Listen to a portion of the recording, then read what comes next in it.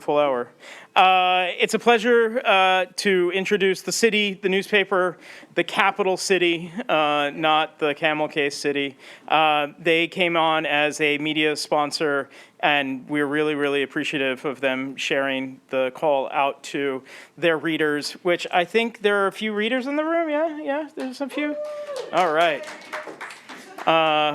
I think many of us who read the city on a daily basis are really excited that they're another nonprofit newsroom that showed up in town and has been telling really great stories and apparently hiring really talented people and hiring friends as well. So it's an honor to have them here, and it's an honor for them to more or less present to you about the work that they do and how they use open data to cover our town. With that, I'm going to hand it off to Scott, and he's going to run the rest of the show. Hi, everybody. My name is Scott Klein. We're going to just do some quick introductions. But before I do so, Noel got some applause, but just by show of hands, how many people have read a story on our website? That is awesome. That is really great. How many people have looked at a map or chart or a piece of data journalism that we've done? Fantastic. Oh, that's great. That's terrific. Donated money to the city? Yay! Thank you. Thank you. Thanks, everybody. So I shouldn't need to say this because everybody raised their hand, but the city is a relatively new newsroom. We've been around for about 3 years, but we are here. We are the newsroom for, by, and about everyday New Yorkers, and we sort of have a two-part mission. One is hard-hitting news that holds the powerful in New York City to account, and also explanatory journalism and data journalism that helps everyday New Yorkers make good decisions, lead safer lives, and so forth. So that's the city. Oops. There we go. I had this, anybody? Does anybody know what Midjourney is? Midjourney is a generative AI image maker, and I asked it to make sort of like ChatGPT but for images, and I asked it to make a pigeon staring intently at a computer, and this is what it made. So it is now the official logo of the data team at the city. We love it. So the data team at the city, we are nerds with a journalism habit. So each of us comes to this with some journalism background, but actually some of us not with a journalism background, but mostly with quantitative backgrounds. So I come through technology. I, like many technologists, majored in British religious poetry in college. And I make use of that every day in my work, but I kind of mostly build software that tells journalistic stories. So quickly, do you want to go through just kind of so everybody knows everybody's name?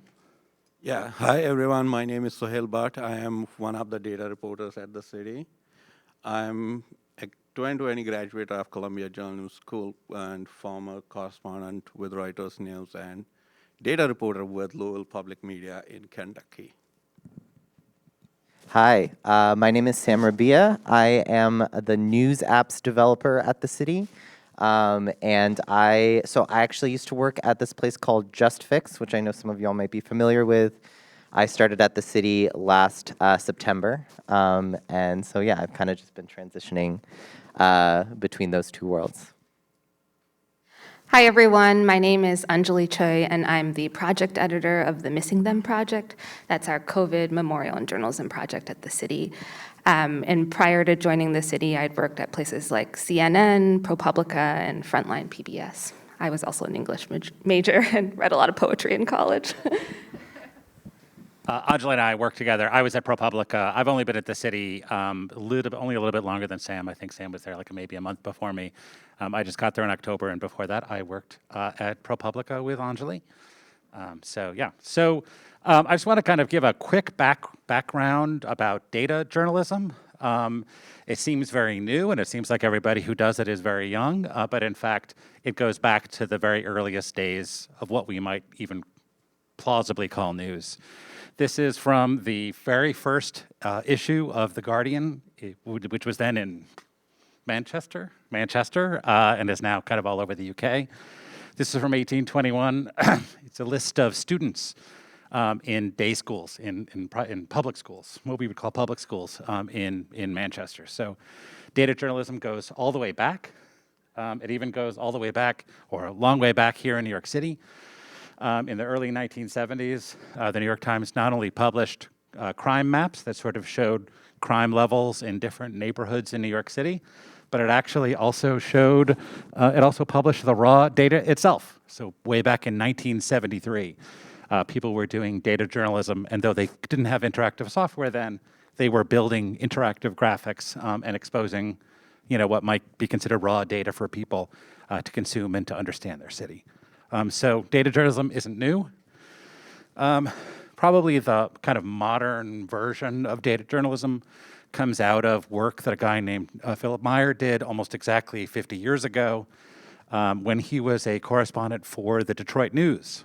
And after the Detroit riots, he did a survey, did a study, a social science kind of valid study of rioters and non-rioters to try to get at what was going on with the riots in Detroit.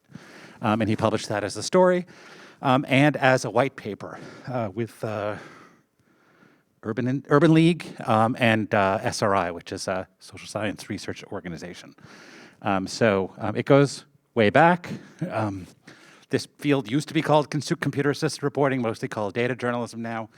But again, it is the kind of melding of academic, what we might now call data science, but academic social science with journalism. And so the city does lots of data journalism. These are 3 recent examples. My colleagues are going to talk about lots more. But these are ways to kind of help the regular New Yorkers kind of understand their city. So these are projects about voting. Sam particularly is going to talk about a project that we did very recently about rentals and housing. And we do a project that kind of tracks recovery from the COVID epidemic here in New York. So these are projects that we do and have done that are kind of part of the long tradition now of data journalism here in New York. So we use a lot of open data. You can take a look at that later. There are lots of journalistic data tasks that I think map very neatly onto some of the things that I've heard here at the conference, and that I know that everybody who works with data does, which is to say mostly cleaning, and occasionally, when you're lucky, some data analysis. So my colleagues are going to talk about sort of 3 aspects of how we use open data at the city. We're going to talk about the ways in which we use open data and we augment open data. We're also going to talk about the times when open data is useful, but not sufficient. We have to kind of get data from other places. And then finally, we're going to talk about a project where open data wasn't available. No data was available, and we had to collect it ourselves. So that's the schedule for today. So I'm going to turn it over to Suhail for the first part.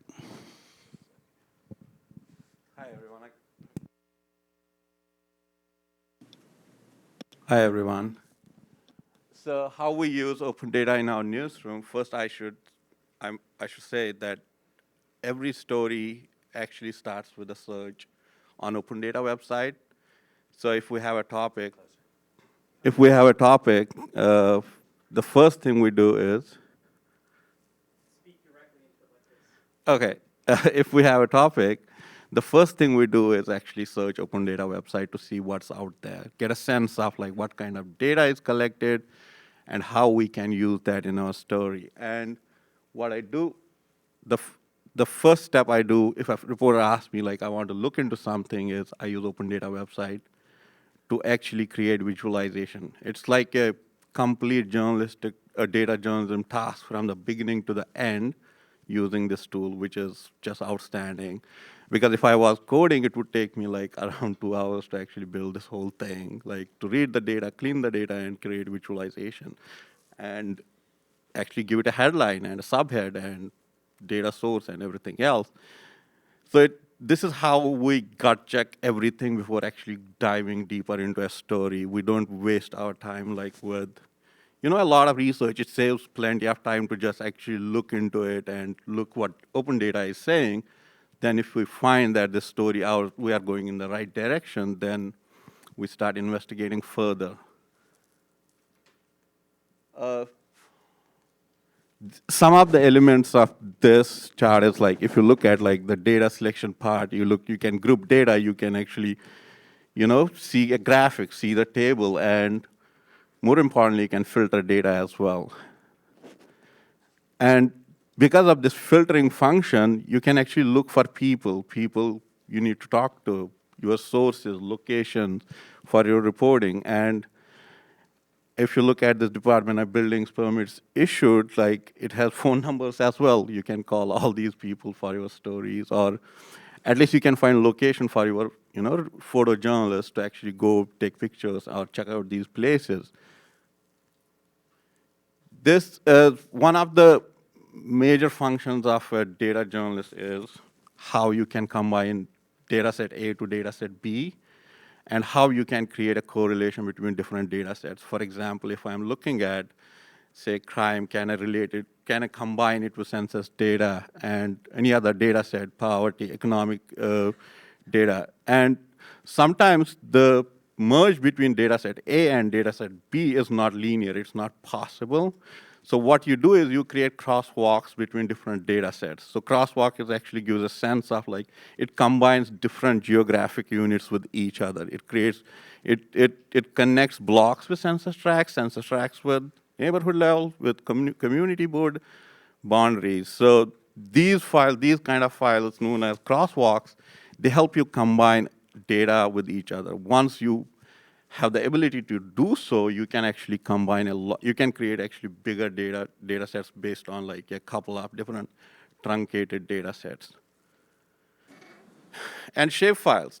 A big part of data journalism is geographic analysis. Reporters I have seen beat reporters can analyze data in Google spreadsheet, but what they can't do is make maps. So this is kind of a superpower for any data journalist. Like they can make maps and do concentration distributions and other geo analysis. And it's only possible when you have the basic product you actually need for geospatial analysis. That is the shape files. That's the sense of like boundary where the location of any geographic unit. And that's possible through shapefiles. And with open data, the beauty of open data is like it allows you to download these shapefiles in GeoJSON or shapefile as KMZ or KML. That also means like you can use any kind of software or program to actually read these files and do your analysis. And also, if you look, these points are like every New York City building, and it has, I think, 237 columns. It has all the details of New York City buildings. That's just outstanding. You can combine this data set with any kind of data, then you can analyze the data. You can find the height of the buildings, the number of units, the number of complaints, like whether it's in a flood zone, whether it's a publicly funded building. These are examples of some of the stories that are entirely based on open data sets. So this is one of after the 2020 protests and COVID, we were trying to understand what it means for policing. What's going on with the police and with the NYPD after summer protests in 2020 and COVID. So we looked at like their response time has gone up. So these three charts came out of like literally one data set. It's just a different way, actually different ways to build correlations between variables. So one data set can give you literally 3 leads. These are other stories that we found in open data and were reported using open data. And this is one example where actually open data was used in combination with other data that we got from Department of Homeless Services and combined that with some open data sets to actually look at what's going on with cities' homelessness burden. So the fair share analysis, the fair share law was supposed to be that every neighborhood will take equal burden of homelessness in New York City. So, but our analysis showed that that's not right. It's actually the poorer neighborhoods that actually take an uneven burden of these homeless shelters. Yeah. Sam. All right, so I'm going to transition us into talking about when open data is not enough to tell a story. Obviously, open data can provide such a great foundation for inquiry when it comes to reporting, when it comes to kind of fact-checking things. But as I'm sure a lot of people in this room know, sometimes there are just big gaps in what open data actually covers, and there's a lot of different reasons for that. And as reporters, especially if we're trying to, get to the truth behind things that don't have a lot of visibility yet, we find ourselves in situations where what we're looking for doesn't exist on open data, and we have to kind of look for different sources of information. So I'm going to kind of tell you that story in the context of a case study that we have that specifically looked at rent-stabilized apartments in New York City and how that housing stock has been affected over the past couple of years by lack of registration and apartment vacancies and a bunch of other issues that are relevant to sort of the housing movement in New York City. So yeah, so we published this story. There's been a bunch of stories in this series, but this particular story we published in December, and essentially the kind of like the point of inquiry for this story is we were in communication with the state housing agency that manages rent regulation and rent stabilized apartments, and they gave us these numbers kind of across the whole city, across the whole state actually, that showed that over the last several years, the number of rent stabilized apartments that landlords are registering has been consistently going down. And the reason why that's some really important detail for folks is there is a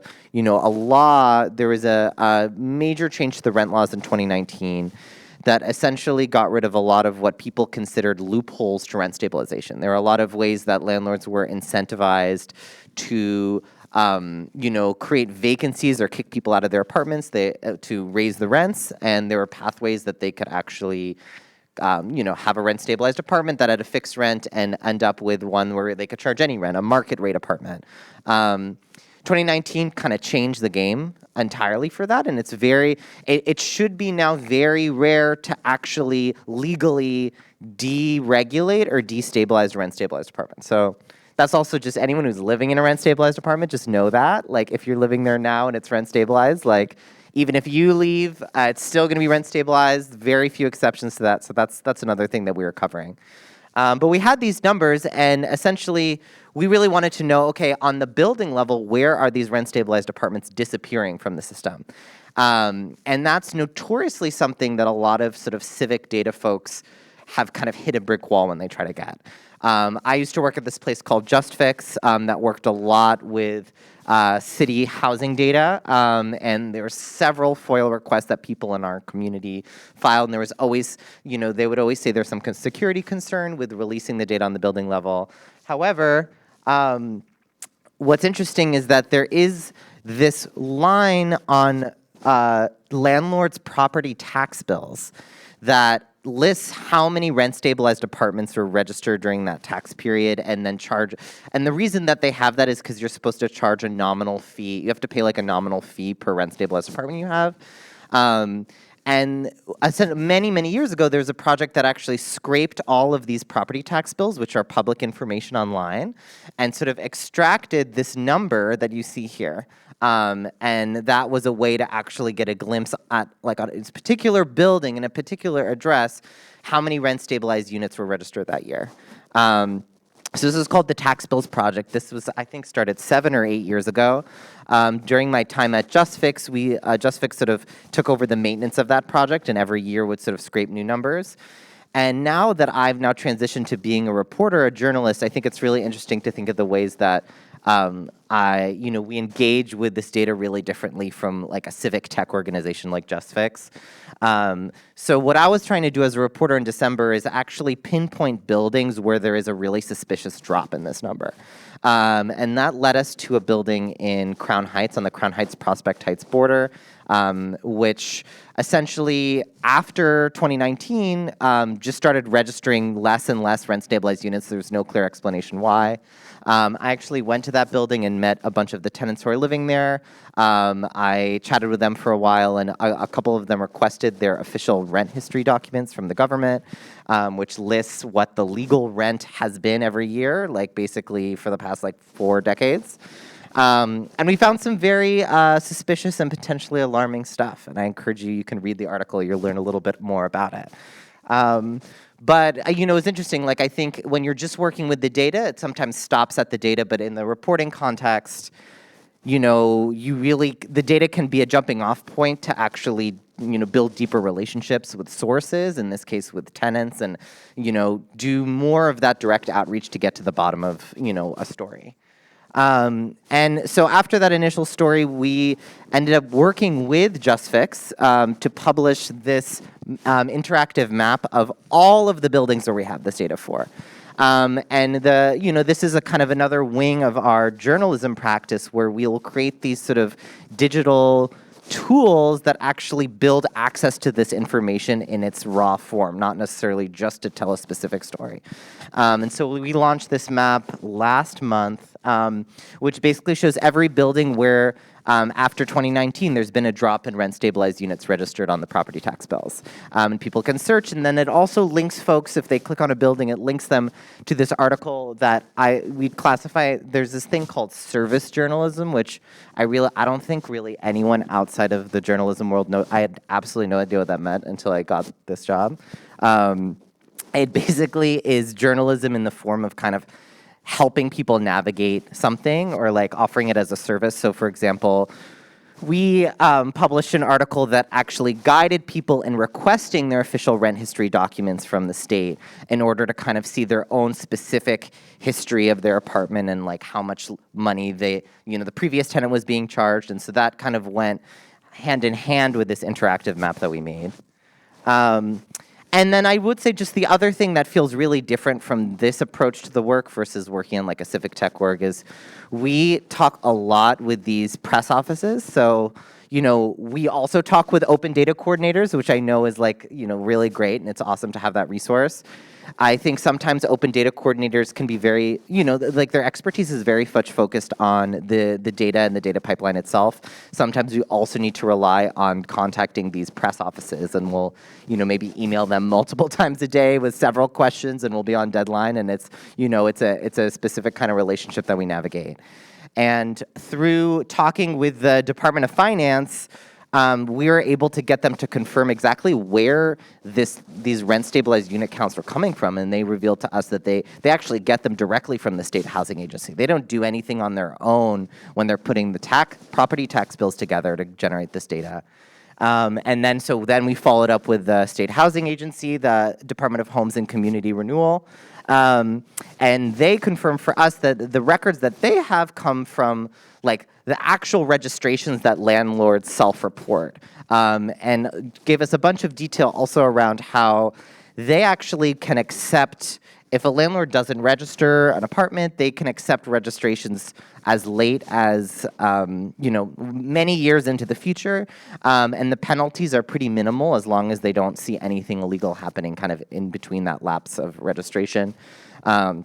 So all is to say, building relationships also with these press offices and these press teams is something that I feel like is very specific to the journalism world and is sort of another pathway that we use to get to the truth on things.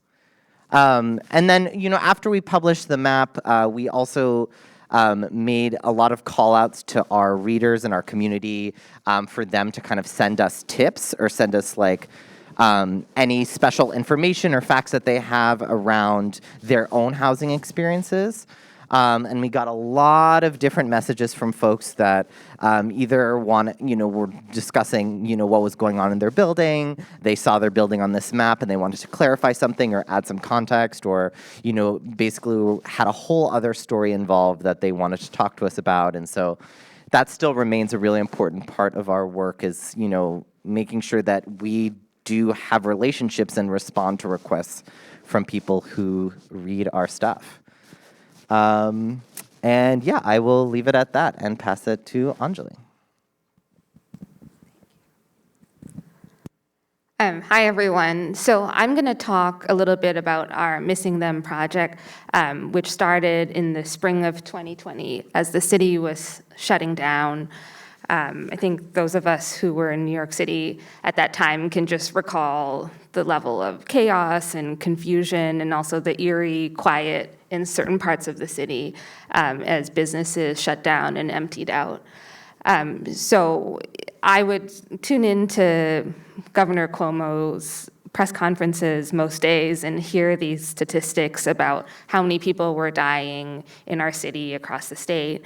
But we wouldn't really hear about who these people were, who was really being affected. And the data showed that later on, COVID was especially hitting immigrants, people of color, especially Black and brown people in lower income parts of the city, especially hard, essential workers who couldn't afford to social distance. Yet we did an analysis, and it seemed like the more traditional obituary pages weren't really reflective of this. We tallied up obits that existed in the New York Times, the Daily News, and also websites like legacy.com. And early on in the pandemic, most of the stories that we came across skewed male or younger, and people from wealthier parts of the city like Manhattan. So there seemed to be this disconnect there. We also tried to look for open data, but we ran into a barrier. Aside from the daily statistics that the Department of Health was providing in terms of the number of people who were dying, their genders, borough, and race, there wasn't any sort of more granular data like we saw in Suhail's example, where you could actually drill down to names. And the reason for that is that New York City and New York State has really restrictive laws around death certificates and making them public. So whereas elsewhere in the country, you might be able to get a hold of that information easily. Here in New York City, you have to wait till 75 years after someone passes away. That's when their death records become sort of open to the public. And genealogists know a lot about this. So we started crowdsourcing. And for those of you who are not familiar, crowdsourcing is just this term that we've come up with that refers to turning directly to the community to ask for stories. So what we did is our team set up a Google form asking people, have you lost someone to COVID, or do you work with victims' families? Help us remember New Yorkers who died of COVID. And there are very few required questions, like folks just had to tell us, who they were and name the person they had lost, and they would then be connected with a journalist or volunteer who would then interview them to learn more about that person. But there were also a lot of other fields that we encourage people to fill out, down to sort of the zip code that they lived, which hospital they passed away, whether the person had any sort of underlying conditions. And we also gathered stories through text messages, and we had a phone number where people could call and leave us voice messages. And in order to make sure that people saw us beyond the city's readers, we printed out flyers, we joined Facebook groups, and we even contact every funeral home in New York City. So this is sort of a tactic that we use in every crowdsourcing project at the city to make sure we reach the right audience. We really have to bring that information to them. And in June of 2020, we launched our Living Crowdsource Memorial. So this is what it looks like, the Missing Them project. And to date, we've since published 500 obituaries and have recorded another 2,100 names. So this is still a small fraction of the totality of the loss, but we've been really proud of the fact that through crowdsourcing, we've been able to reach a more representative sample of New York City. And so the stories that you see here really span the 5 boroughs, people from all walks of life. And it's been this really amazing project to be a part of and to create this space. I just wanted to share one of the stories from our memorial, Rodolfo Acevedo. He came to the US by way of Panama and Nicaragua and moved to Corona, Queens. He graduated from the local public school, joined the Army, and then worked as a custodian for the USPS branch near him. And all of the obituaries are, what you might call like a data point, right? But it's so much more than that. We have all these wonderful stories and memories from each family member that we've gathered. And it's not just listing out the person's resume. There's a lot of heart to each piece.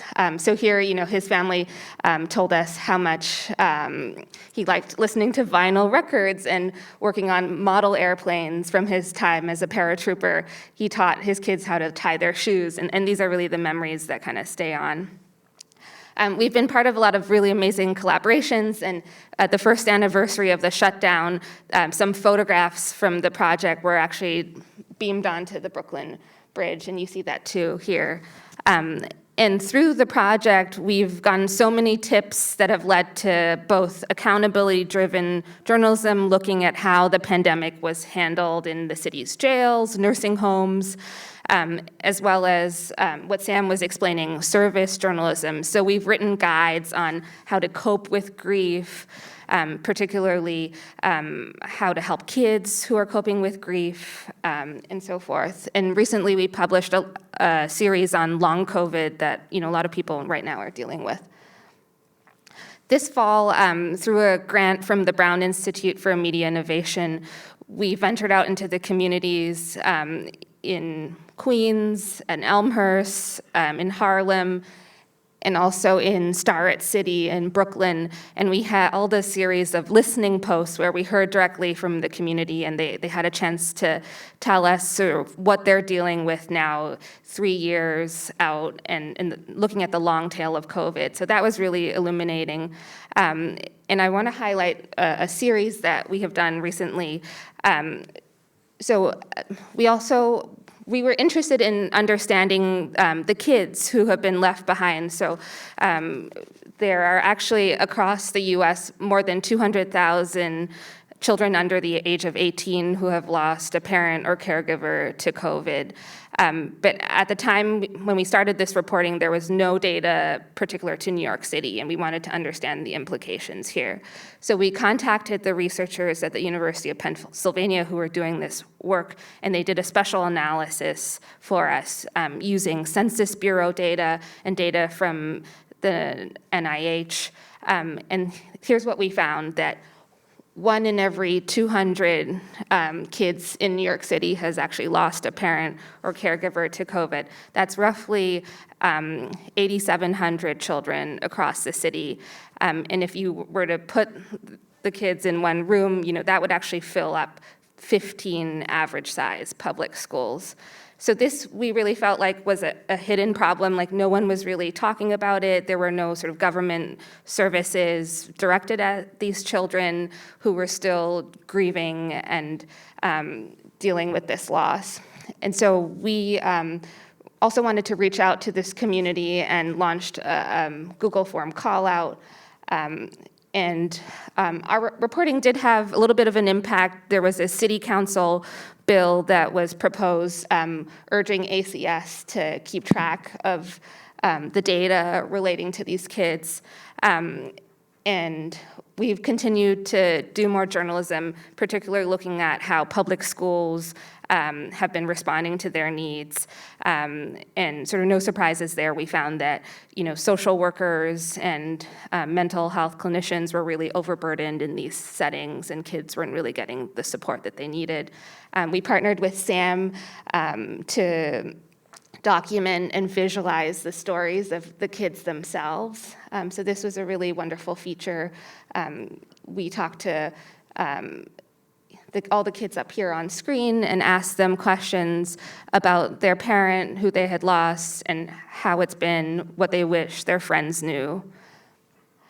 And so, yeah, now we're really hitting the 3-year marker since the project's been around.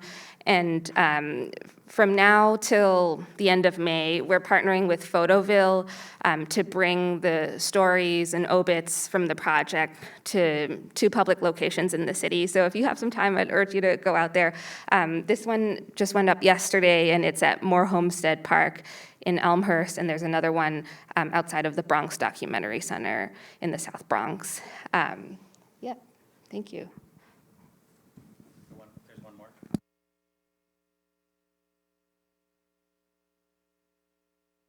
Yeah, so I mean, that's what we kind of, we went short because we wanted to leave plenty of time for questions.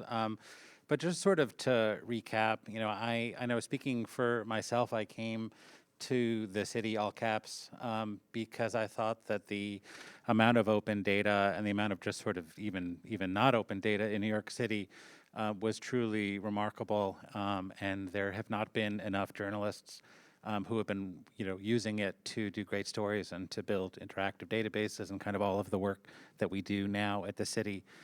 And so, and frankly, not enough coming here. And so, you know, our presence, not just as media sponsors, but as panelists here, I think is a down payment on the city's kind of hopefully further participation in this conference. And I just wanted to sort of end by saying, thanks for all of the work that you all do. I came for the first time to this conference last year, which may or may not have been the first one since COVID, but I'm not sure. I think they were virtual before then.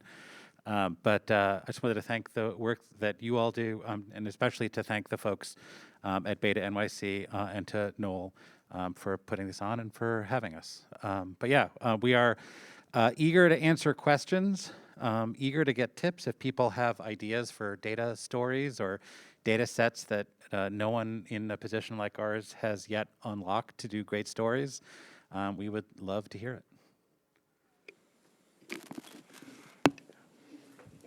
I was wondering, is there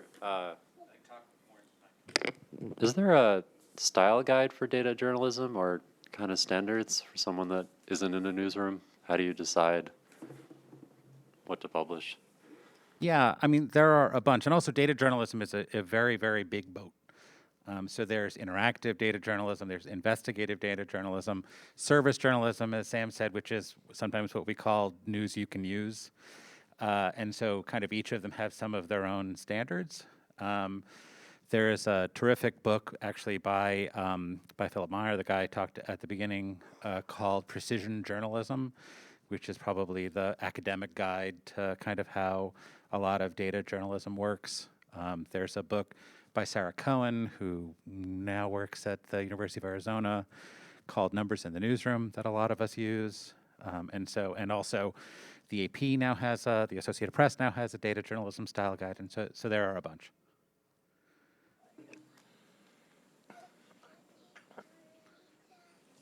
Hey, thanks.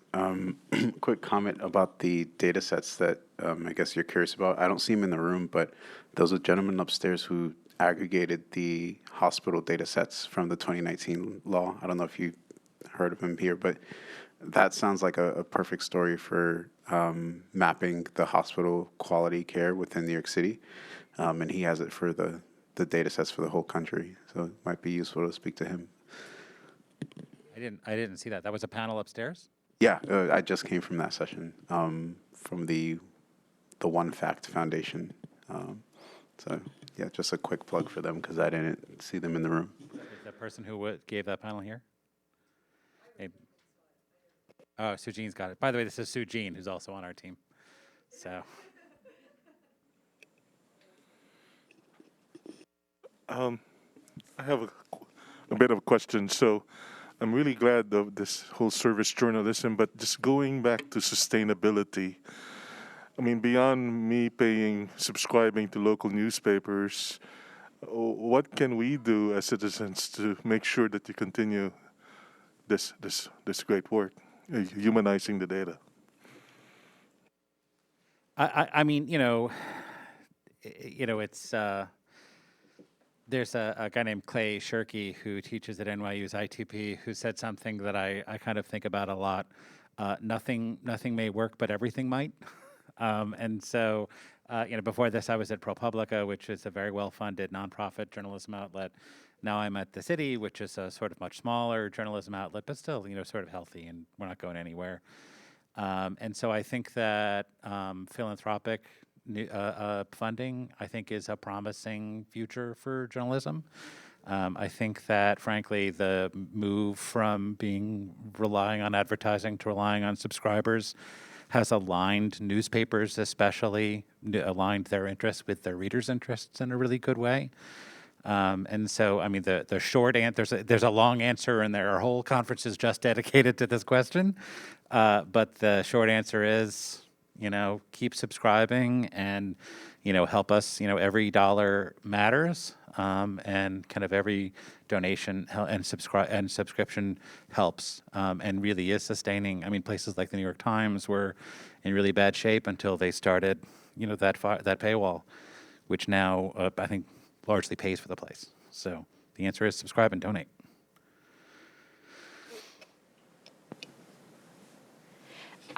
Does your team also look at sort of the data you have within your organization of, what articles are people most interested in, and, where are people reading from? How do you use the data you collect to better understand your readers? So we have a person who is not here today, but we have a person, in fact, a whole team. There's a woman named Zainab Shah, who is our head of audience. And she not only produces reports, but is very thoughtful about what people read, where they read from, what are the things that seem to induce them to subscribe and donate, and kind of thinking very deeply about how to get people from reading us occasionally to reading us all the time to subscribing to our newsletter to becoming donors and attendees at our events. So there is, it's one of kind of many kind of emerging fields within journalism that didn't exist 15 years ago, including what literally each of us do. But that is sort of audience development, growth management, sort of thinking through in a way that hopefully isn't creepy, sort of kind of understanding what people read and kind of how we can optimize that. Hi, I wanted to ask about the hyper-local New York City media. Do you know anything about how they work with data? Do you collaborate with them in any way? That's a great question. Yes, the answer is we do collaborate. So we are part of both formal and informal circles of news organizations, both in New York City, and especially kind of around the country. So we've got good working relationships with WBEZ in Chicago and LAist in LA. And so it has the sort of ethos of the open source software community kind of came into newsrooms, I think, with people like the folks on stage, where rather than kind of being the newspaper war mentality where kind of, your greatest competitor in the world is the guy across town, we feel very much that, especially in the work we do, it's important for us to share our code, to share our data. And so to answer the question, yes, we are part of, and we would like to work with you as well, Anastasia. But specifically, we love to work with other newsrooms. We did a project. Go ahead. Yeah. Just to add to that, all of our articles are open to anyone who wants to republish them.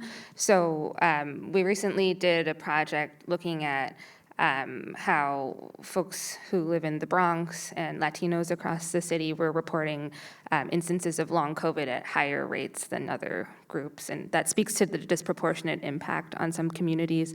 And there's, a hyper-local newsroom in the Bronx called Welcome to the Bronx, and they reposted our article. We translated the piece into Spanish, and so the Spanish language press also republished. The story I mentioned about the kids who lost their parents to COVID, that was a multi-part collaboration with City Limits, another sort of nonprofit news outlet in town, as well as Columbia Journalism Investigations and Type Investigations. So we're very much in the sort of collaboration mindset, but there's always kind of room to do more.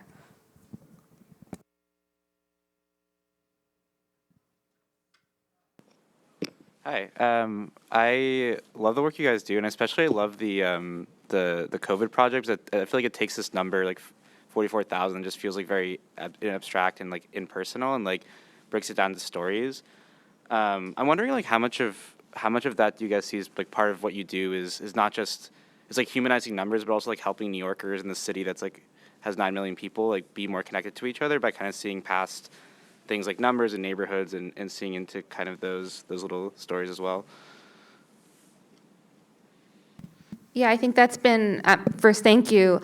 That's been a big mission and goal of the Missing Them project that's been going for 3 years. And it's been interesting to see how, like, as time has gone on, some people don't want to talk about the pandemic anymore, but among certain circles, there is really still this gaping need to remember and heal.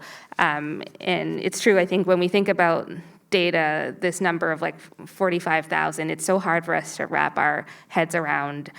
So I do think sort of a big mission of the project has been to sort of humanize this data and make it accessible, and then drill down on stories, because I think narrative is this really sort of powerful thing that people connect to. So there's a difference between even hearing like what I said earlier of like there are 8,700 kids across New York City who have lost a parent versus, Maddie Fletcher's favorite memory with her dad was when they went to the Girl Scouts daddy and daughter paint night in February of 2020. And so we try to do both and kind of connect the two. Yeah, and just to amplify what Anjali said, I worked for my entire career in kind of national newsrooms, and this is my first time in a local newsroom. And not only do we see it as sort of part of our kind of mission to connect New Yorkers to each other, but we ourselves are New Yorkers. So the difference in doing journalism sort of for a community that's 1,000 miles away and a community I can take the subway to is very different. I think Sam actually, do you want to talk about sort of, one of the things that we do is we call it door knocking, which is actually a word I hadn't known before I came to the city, where when you're doing a story, you literally kind of go to where the thing happened and you talk to people and sort of see if you can get the story that way.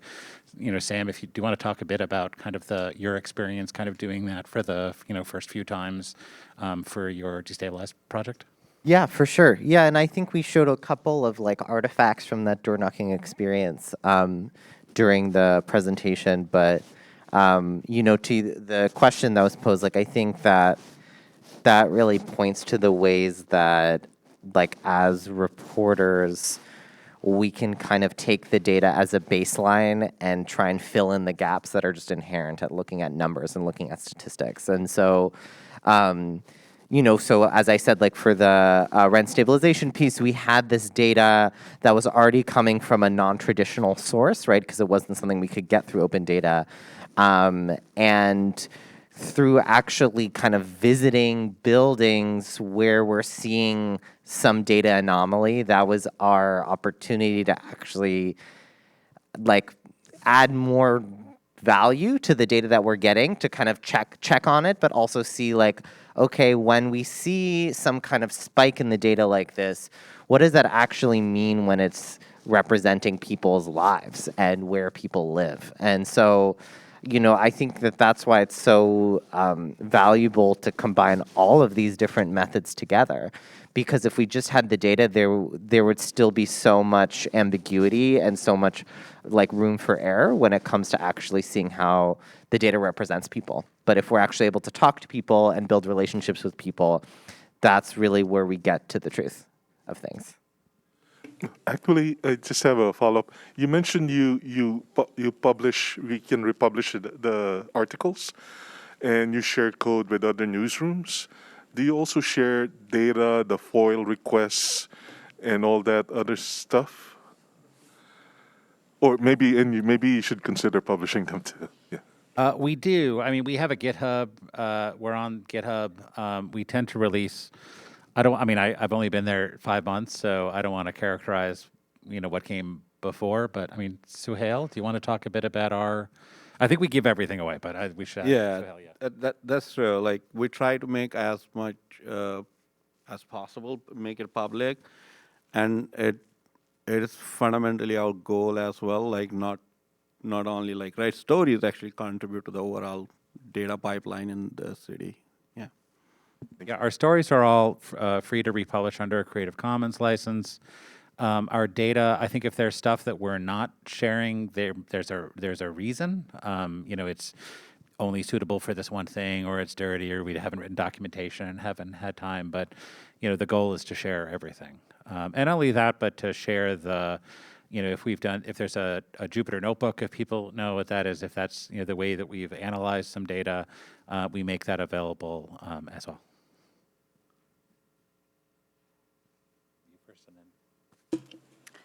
Hello. First, thank you so much for the work you do. It sounds like you're shining a light on a lot of really critical issues. And relating to that, I was wondering what the relationship looks like with policymakers as it relates to, a response from the work you do. So the beauty of data journalism to me is like you actually develop a lot of evidence on your own, right? It's a lot of conclusion-based work, partly academic exercise as well. So with data journalism, you already have like so much evidence. So you go with that evidence, you come up with a list of questions, and you just go to your council member or your mayor or anyone, you ask them like, what's going on, how to explain this, or any disparities or anything. That's like, you want like data journalism to stand on its own, but that doesn't happen all the time, but you try to build as much evidence as possible on your own. And by talking to people, like talking to like a politician should be your last thing. I guess more so as like a response to the work you do you feel like, just with the COVID example, you said that there was a policy as a result of that work. So just curious if that's part of, scope ever or, next steps as a result. Yeah, I think our relationship with policymakers, maybe in the reporting process, we might talk to policymakers who have done work in this area to sort of understand that background. We might talk to sort of like policy staff to get a deeper understanding. And then we go and sort of do our reporting, combine that with the data, and we publish the thing. And oftentimes we are striving for impact, and one kind of impact would be sort of legislative impact. So we saw that in the example of the kind of COVID grieving kids that sort of caught the eye of a city council member who then worked with his team to devise this bill. But we didn't really have a part in that process. I think that's where we sort of draw the line of like, we're here to kind of provide the information, shine the light on the issue, and the policymaker's job is to kind of go ahead and design the policies. But we certainly report on policy and sort of think a lot about that, and there's so many people in our newsroom who are sort of like so well versed in that area.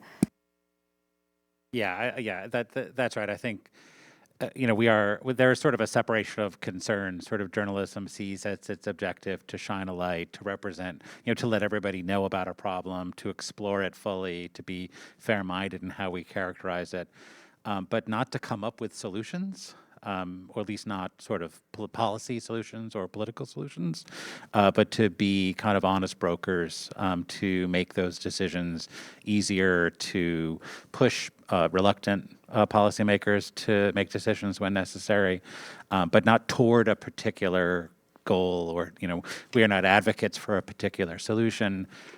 We very much see kind of going back a long time, sort of see ourselves as kind of outside that process. Over the course of the reporting, we might talk to so many sort of stakeholders within an issue in an area, and we might get a sense of what those solutions might be. But we're not in the business of actually sort of making those solutions and carrying them forward. I'm just going to mention one example. Like, we were working on this report, and we published our story, and we got an email from comptroller office that they were looking into the same thing and doing the same analysis. So that happens quite a bit actually. So once you publish a story, there are actually agencies doing the same kind of work. It's sometimes they beat you, sometimes you beat them. So. Hi, thanks again for the work that you do. I wanted to ask specifically about the testing hypotheses part of the data journalism process. And I think that confirmation bias can be a problem in any kind of journalism, but I wonder if in data work specifically, there's a different layer to that, if it's maybe easier because the data is objective in the sense, or if it's harder because then you're leading the data towards the hypothesis you want. So I guess how you deal with that tension, as well as maybe are there examples of surprises where the data led you to something your hypothesis didn't support? I mean, as much as possible, you try to go into a topic like with an open mind, right? You just, to me, like everyone has their own process. To me, it's like a learning exercise. It's like, how much can I learn about this topic without any biases or anything else? Otherwise, if you get like a tunnel vision, or if you have information bias, for example, if you have a reporter coming up with, I did reporting on something and I know this about this thing, and you are trying to just confirm that, I just try to look at the broader, the whole thing, and do a lot of like sample testing, pattern analysis, then factuals and running counterfactuals. There are like a million ways. Once you reach to a particular finding, right, then your entire goal is to prove that this finding is wrong. So once you can eliminate everything that nothing is, once you can't prove that it's wrong, that means, you run both factual and counterfactual. So it's a lot of like, finding something is like, if it takes 2 hours, then doing the whole investigation takes another 2 days just to prove that you're right, yeah.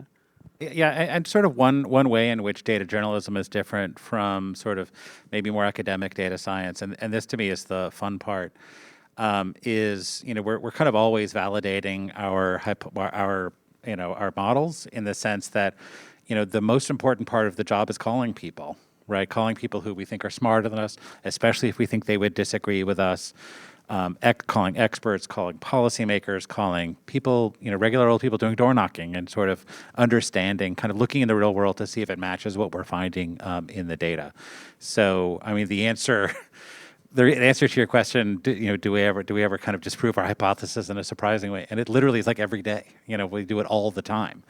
Suhail and I were working on something in which we thought we had a kind of a really terrific insight into a court system.